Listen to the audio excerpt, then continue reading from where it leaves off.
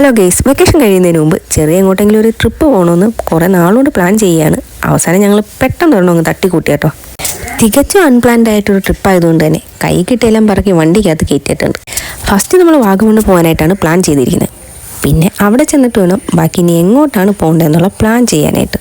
ഇപ്പോൾ പ്രത്യേകിച്ച് season time ആയതുകൊണ്ട് തന്നെ റൂമൊക്കെ കിട്ടാൻ ഭയങ്കര ബുദ്ധിമുട്ടായി. അതുകൊണ്ട് തന്നെ ചേട്ടൻ്റെ ഫ്രണ്ടിൻ്റെ കെയർ ഓഫിൽ നമ്മളൊരു റൂം ബുക്ക് ചെയ്തിട്ടുണ്ടായിരുന്നു. പോകുന്ന വഴിക്ക് തന്നെ ഫുൾ ടാങ്ക് പെട്രോൾ അടിച്ച് പിന്നെ നമ്മൾ ചോറ് പൊതി കൊണ്ടുപോയിട്ടുണ്ടായിരുന്നു കേട്ടോ. നമ്മളൊരു 2 നൈറ്റും 3 ഡേയുമാണ് പ്ലാൻ ചെയ്യുന്നത്. അതുകൊണ്ട് തന്നെ ഈ 2-3 ദിവസം എന്തായാലും പുറത്തുനിന്ന് തന്നെ ആയിരിക്കും ഫുഡ്.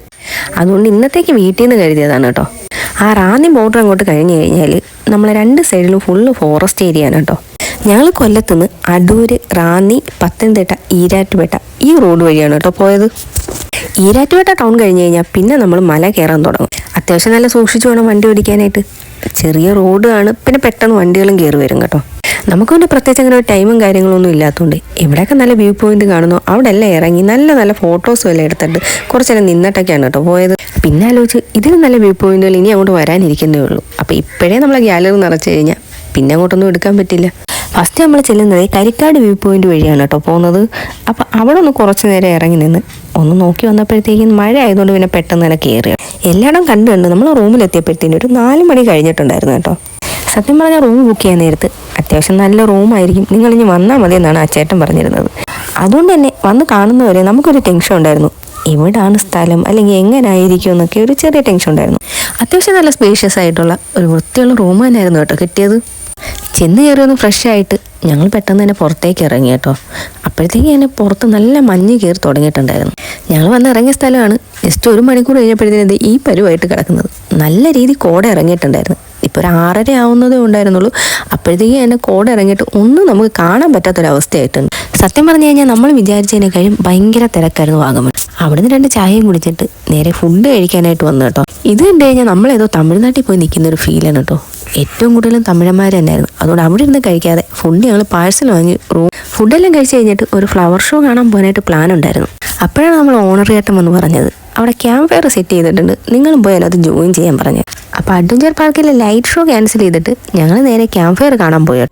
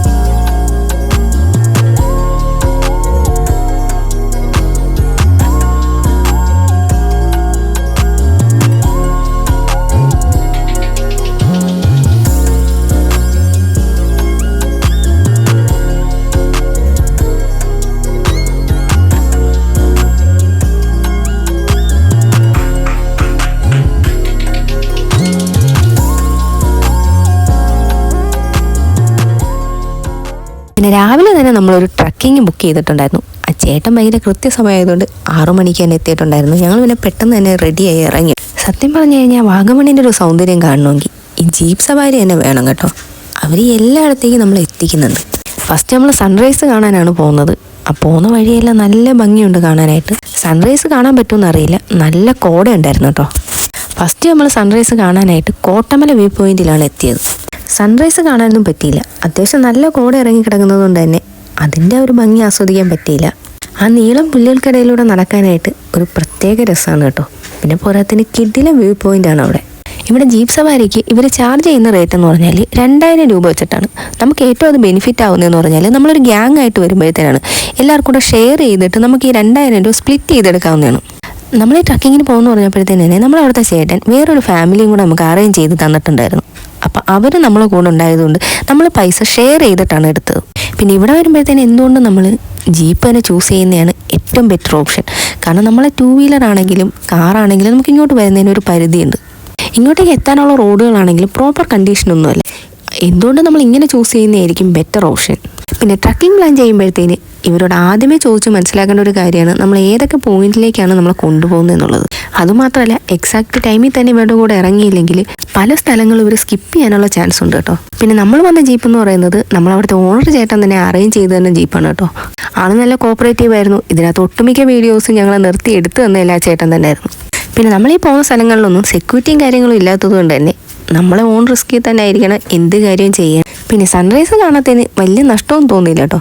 ഈ കോടയിൽ കൂടെയുള്ള ഈ നടപ്പ് തന്നെ നല്ല റിഫ്രഷിംഗ് ആയിരുന്നു. അതെല്ലാം ഏറ്റവും കൂടുതൽ എൻജോയ് ചെയ്തത് ചേട്ടൻ തന്നെ ആയിരുന്നു കേട്ടോ. എന്തൊക്കെയായാലും അവിടെ നിന്ന് ഒരുപാട് വീഡിയോസും ഫോട്ടോസും ഒക്കെ എടുത്തായിരുന്നു കേട്ടോ. ഇവിടുന്ന് പിന്നെ അടുത്ത ഡെസ്റ്റിനേഷനും ഒരു വ്യൂ പോയിന്റ് കാണാൻ പോകാനായിരുന്നു കേട്ടോ. അവിടെ പിന്നെ ഒരുപാട് നേരം ടൈം സ്പെൻഡ് ചെയ്യാതെ നെക്സ്റ്റ് ഡെസ്റ്റിനേഷനിലേക്ക് നമ്മൾ പോയി. ഈ പോകുന്ന വഴിയിൽ നമുക്ക് ഏറ്റവും വലിയൊരു കടമ്പെന്ന് പറഞ്ഞു കഴിഞ്ഞാൽ ഈ റോഡ് തന്നെ ആയിരുന്നു. തലേന്ന് രാത്രി ചെറുതായിട്ട് മഴയൊക്കെ പെയ്തിട്ട് അത്യാവശ്യം നല്ല കുളമായിട്ട് കിടക്കായിരുന്നു കേട്ടോ.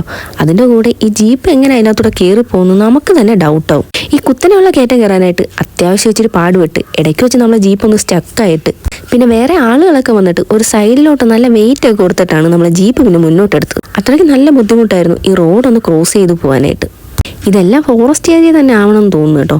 കാരണം ഒറ്റപ്പെട്ട വീടുകളൊക്കെ അങ്ങ് ഇങ്ങോട്ട് കാണുന്നതല്ലാണ്ട് വേറെ ആൾ താമസവും കാര്യങ്ങളൊന്നും. ഈ ഒരു ജീപ്പ് റൈഡ് ഒരു വല്ലാത്തൊരു അനുഭവം തന്നെയായിരുന്നു കേട്ടോ. അവിടെ നിന്ന് നേരെ ഞങ്ങൾ എത്തിയത് നമ്മൾ ഇടുക്കി ഡാമിൻ്റെ ബാക്ക് സൈഡിലായിട്ടുള്ള വ്യൂ പോയിന്റ് കാണാനായിട്ടായിരുന്നു കേട്ടോ. അവിടെ നമ്മൾ കോട്ടമല കണ്ട ഒരു സെയിം വ്യൂ പോയിന്റ് തന്നെയാണ് നമുക്ക് തോന്നിയത്. അവിടെ നിന്ന് ചെറിയൊരു റിവർ ക്രോസ് ചെയ്യാൻ കഴിഞ്ഞിട്ട് ഞങ്ങൾ നേരെ എത്തിയത് കപ്പക്കാനം ടണലും വാട്ടർഫാളും കാണാനായിട്ടാണ്. കപ്പക്കാനം എന്നാണ് അവിടെ പറയുന്നതെന്ന് എനിക്ക് കറക്റ്റായിട്ട് അറിയില്ല. കാരണം അവിടെ ഉള്ളവരെല്ലാം പറഞ്ഞത് കപ്പക്കാനം എന്നായിരുന്നു കേട്ടോ. ഈ ഏരിയയിലോട്ട് എത്തുമ്പോഴത്തേന് അത്യാവശ്യം നല്ല സൂക്ഷിച്ച് നടക്കണം. ഇച്ചിരി ഉരുളം കല്ലുകളൊക്കെ ആയിട്ടുള്ളൊരു സ്ഥലമാണ്. പിന്നെ അവിടെ എത്തിക്കഴിഞ്ഞ് കഴിഞ്ഞാൽ നല്ല കിഡിലൊരു വാട്ടർഫാൾ കാണാൻ പറ്റും. പിന്നെ നമ്മൾ ഈ കാണുന്ന കണക്കല്ല അത്യാവശ്യം നല്ല തണുപ്പായിരുന്നു. അതുകൊണ്ട് തന്നെ വെള്ളത്തിലിറങ്ങി കുളിക്കാനായിട്ട് നമുക്ക് തോന്നിയില്ല കേട്ടോ. പിന്നെ ഞങ്ങൾ ചെന്നപ്പോഴത്തേന് മഴയൊക്കെ ഉണ്ടായിരുന്നുകൊണ്ട് അത്യാവശ്യം നല്ല ഒഴുക്കുണ്ടായിരുന്നു. എന്നാലും ആൾക്കാരെല്ലാം അതിനകത്ത് ഇറങ്ങുന്നുണ്ട്. ഓരോ അമ്മച്ചിമാരൊക്കെ വന്നിട്ട് ഒരു പേടിയില്ലാണ്ടാണ് ആ വലിയ പാറയുടെ മണ്ടയൊക്കെ കയറിയിരുന്ന് ഫോട്ടോ ഒക്കെ എടുക്കുന്നത്.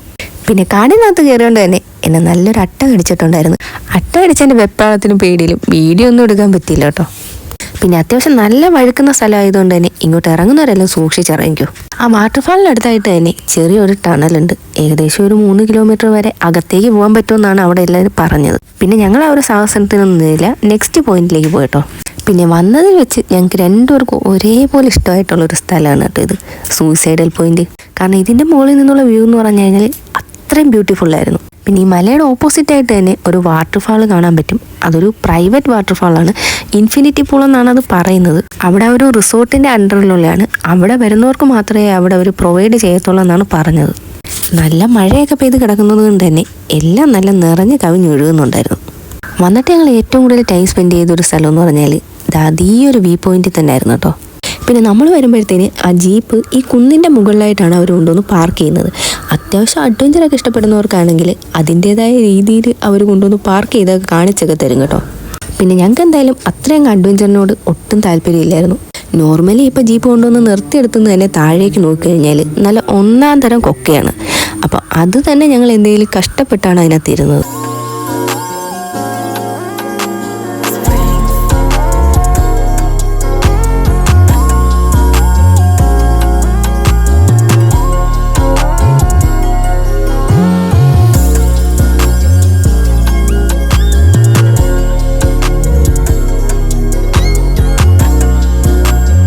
പിന്നെ ഈ ട്രക്കിങ്ങിന് വരുമ്പോഴത്തേന് ഒരു 2 ഫോറസ്റ്റ് ഏരിയയും കൂടെ ഉണ്ടായിരുന്നു. അത് പിന്നെ അവിടുത്തെ റോഡൊന്നും ഓക്കെ അല്ലാത്തതുകൊണ്ട് നമ്മൾ പിന്നെ അങ്ങോട്ടേക്ക് പോയില്ല കേട്ടോ. പിന്നെ നമ്മൾ റൂമിൽ വന്നിട്ട് ഒന്ന് ഫ്രഷ് ആയിട്ട് നമുക്കപ്പോഴത്തേക്ക് നമ്മളെ ചേട്ടൻ്റെ ബൈക്ക് കിട്ടിയിട്ടുണ്ടായിരുന്നു. പിന്നെ ബാക്കിയുള്ള ഇന്നത്തെ കറക്കം മൊത്തം നമ്മളെ ബുള്ളറ്റിലായിരുന്നു കേട്ടോ. അതൊരു പ്രത്യേക വൈബ് തന്നെയായിരുന്നു. പിന്നെ നമ്മൾ ഫസ്റ്റ് വന്നത് ഇവിടെ ലേക്കിലേക്കാണ് കേട്ടോ. അവിടെ ആ പാലം കിടക്കാനായിട്ട് എക്സ്ട്രാ ഫീ ഉണ്ട്. ഒരാൾക്ക് 50 രൂപ വെച്ച് വാങ്ങിക്കുന്നുണ്ട്. അതിനെ നമുക്ക് അത്ര വർത്തായിട്ട് തോന്നാത്തതുകൊണ്ട് നമ്മൾ നെക്സ്റ്റ് ഡെസ്റ്റിനേഷനിലേക്ക് പോയി കേട്ടോ. അപ്പോൾ അടുത്തായിട്ട് ഞങ്ങൾ പോയത് തങ്ങൾപ്പാറയിലോട്ടാണ്. നമ്മളെ വാഗമൺ ടൗണിൽ നിന്ന് ഏകദേശം ഒരു 3 കിലോമീറ്റർ അടുത്താണ് തങ്ങൾപ്പാറ വരുന്നത്. കറക്റ്റ് പറഞ്ഞു കഴിഞ്ഞാൽ നമ്മളെ മുസ്ലിംസിൻ്റെ ഒരു ആരാധനാ കേന്ദ്രം കൂടിയാണ് കേട്ടോ. പിന്നെ ഈ പാറ കാണുമ്പോഴത്തേന് നമുക്ക് കയറാനായിട്ട് കുറച്ച് ബുദ്ധിമുട്ട് തോന്നും. പക്ഷെ കയറി തുടങ്ങുമ്പോഴത്തേന് നമുക്കത് തോന്നില്ല. പിന്നെ കുട്ടികളെ കൊണ്ട് വരുന്നവർ നല്ലതുപോലെ ശ്രദ്ധിച്ച് വേണം ഇവിടെ കയറാനായിട്ട്. ഇവിടെ നമ്മൾ എങ്ങോട്ട് ചെറുക്കി വീണ് കഴിഞ്ഞാലും നല്ല ആഴത്തിലേക്കാണ് നമ്മൾ വീഴുന്നത്. അതുകൊണ്ട് തന്നെ അത്യാവശ്യം സൂക്ഷിച്ച് കയറേണ്ട ഒരു സ്ഥലം തന്നെയാണ് കേട്ടോ ഇത്. സത്യം പറഞ്ഞാൽ ഏറ്റവും മുകളിലത്തെ ആ പാറയിലേക്ക് കയറാനായിട്ട് അത്യാവശ്യം നല്ല പേടിയുണ്ടായിരുന്നു കേട്ടോ. നമ്മൾ കയറി വരുമ്പോഴത്തേന് കോട കാരണം നമ്മളെ ബാക്കിലോട്ടുള്ള വ്യൂ മൊത്തം മറയുമായിരുന്നു. നമ്മൾ കുറച്ച് റിസ്ക് എടുത്ത് കയറിയാൽ എന്താ, അതിൻ്റെ മുകളിൽ അത്രയും ബ്യൂട്ടിഫുൾ ആയിട്ടുള്ളൊരു വ്യൂ ആയിരുന്നു കേട്ടോ.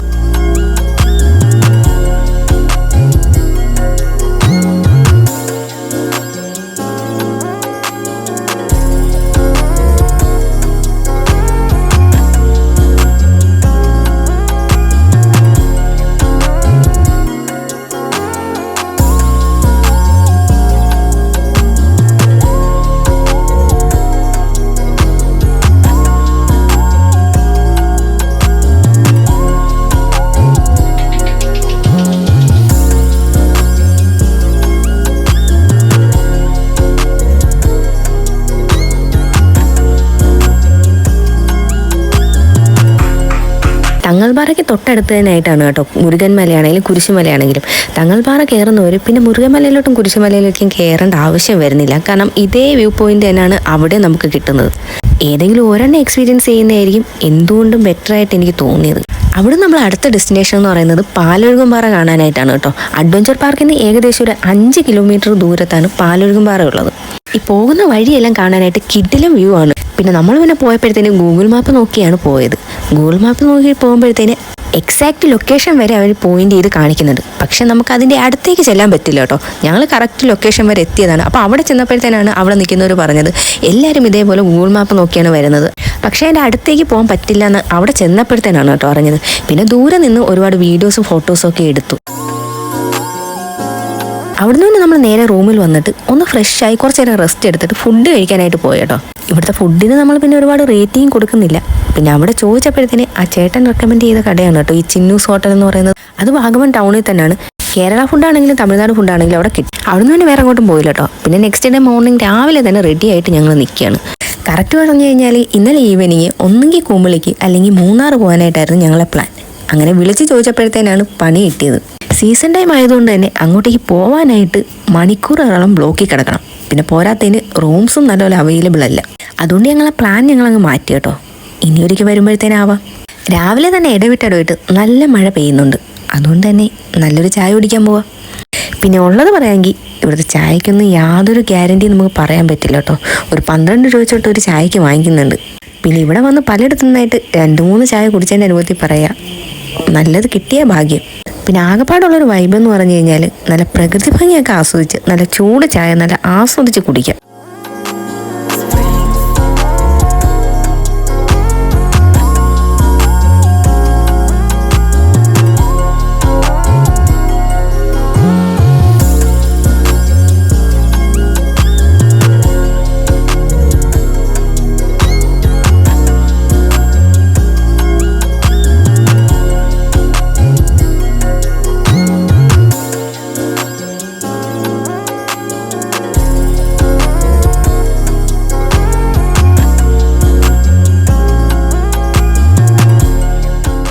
പിന്നെ അവിടെ കുറച്ച് നേരം നിന്നപ്പോഴത്തേന് തന്നെ നല്ല മഴക്കോളായി കേട്ടോ. അതുകൊണ്ട് തന്നെ അടുത്ത ഡെസ്റ്റിനേഷനിൽ പോകാനായിട്ട് ഞങ്ങൾ റെഡിയായി.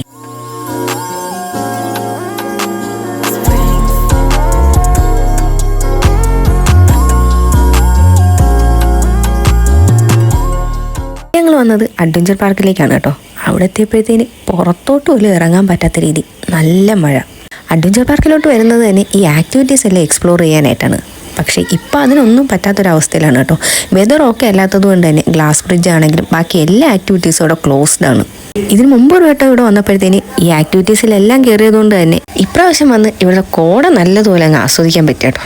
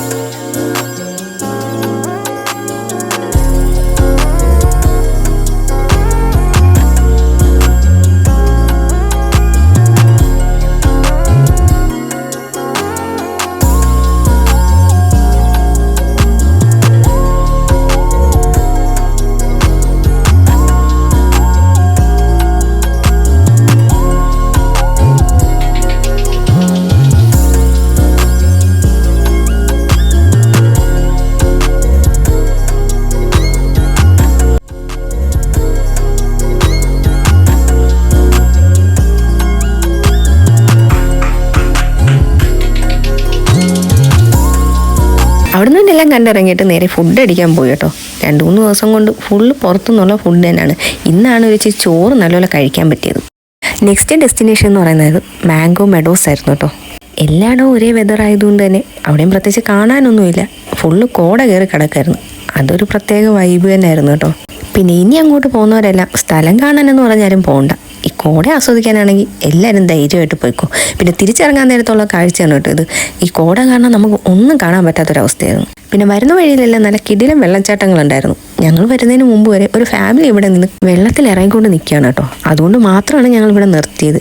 കാരണം നമുക്ക് അറിഞ്ഞുകൂടാത്തൊരു സ്ഥലമാണ്. ഇറങ്ങാൻ പറ്റുന്ന സ്ഥലമാണോ എന്ന് എപ്പോഴും ഉറപ്പ് വരുത്തിയിട്ട് മാത്രം ഇറങ്ങുന്നതായിരിക്കും എന്തുകൊണ്ടും നല്ലത്.